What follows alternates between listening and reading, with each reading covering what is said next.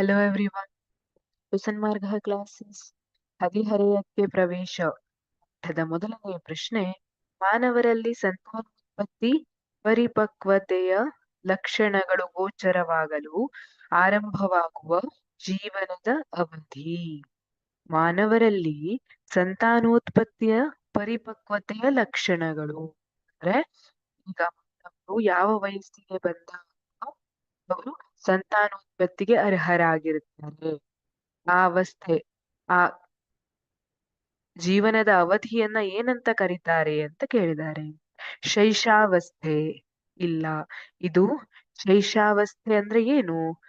ಇದು ಶಿಶುಗಳಾಗಿದ್ದಾಗ ಬಂದದಿದೆ ಅಲ್ಲ, ಓಡಾಡ್ಲಿಕ್ ಬರ್ತಾ ಇರೋದಿಲ್ಲ ಅಥವಾ ಆಡ್ಲಿಕ್ ಬರ್ತಾ ಇರೋದಿಲ್ಲ, ಮಾತಾಡ್ಲಿಕ್ ಬರ್ತಾ ಇರೋದಿಲ್ಲ ಅಂತ ಅವಸ್ಥೆ ಏನಿದೆ, ಬಹಳ ಮೊದಲಿನ ಅವಸ್ಥೆ. ಇದು ಹುಟ್ಟಿದಾಗಿನ, ಅವಾಗಷ್ಟೇ ಹುಟ್ಟಿರ್ತಾರೆ, ಒಂದಿಷ್ಟು ತಿಂಗಳುಗಳ ಕಾಲ ಇದನ್ನ ಶೈಶಾವಸ್ಥೆ ಅಂತ ಕರೀತಾರೆ. ಹಾಗಾಗಿ ಇದು ತಪ್ಪಾದ ಉತ್ತರ.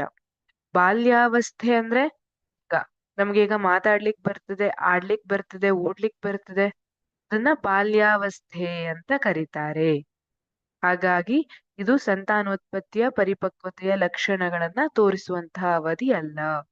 ತಾರುಣ್ಯಾವಸ್ಥೆ ಅಲ್ವಾ, ಹೇಳಿರ್ತೀರಿ ನೀವೀಗ, ತರುಣರು ತರುಣಿ ಅಂತ ಹೇಳ್ತಾರೆ ಅಲ್ವಾ, ಅದು ತಾರುಣ್ಯಾವಸ್ಥೆ. ಈ ಸಂದರ್ಭದಲ್ಲಿ ಈ ಜೀವನದ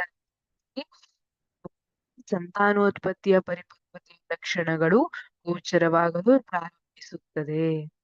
ಹಾಗಿದ್ರೆ ಸಂತಾನೋತ್ಪತ್ತಿ ಪರಿಪಕ್ವತೆಯ ಲಕ್ಷಣಗಳು ಅಂದ್ರೆ ಮಕ್ಕಳಲ್ಲಿ ಟೆಸ್ಟೋಸ್ಟೆರಾನ್, ಈಸ್ಟ್ರೋಜನ್ ಬಿಡುಗಡೆಯಾಗುವಂಥದ್ದು, ಹಾಗೆ ಬೇರೆ ಬೇರೆ ಲಕ್ಷಣಗಳು, ಲೈಂಗಿಕ ಲಕ್ಷಣಗಳು ಅಂತ ಹೇಳಿರ್ತೀವಿ. ಗಂಡು ಮಕ್ಕಳಲ್ಲಿ ಗಡ್ಡ ಮೀಸೆ ಬೆಳೆಯುವಂತದ್ದಿರ್ಬೋದು, ಹೆಣ್ಣು ಮಕ್ಕಳಲ್ಲಿ ದನದ ಬೆಳವಣಿಗೆ ಆಗುವಂತದ್ದಿರ್ಬೋದು, ಇದೆಲ್ಲ ತಾರುಣ್ಯಾವಸ್ಥೆಯ ಸೂಚನೆ, ಸಂತಾನೋತ್ಪತ್ತಿಯ ಪರಿಪಕ್ವತೆಯ ಲಕ್ಷಣಗಳು ಅಂತ ಹೇಳ್ತೀವಿ. ವೃದ್ಧಾಪ್ಯ ಇಲ್ಲ. ವೃದ್ಧಾಪ್ಯ ಅಂದ್ರೆ ವಯಸ್ಸಾಗಿರುವಂತದ್ದು. ಇದು ತಪ್ಪಾದ ಉತ್ತರ.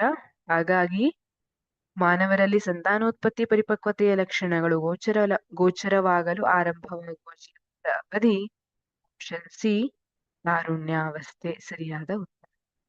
Thank you.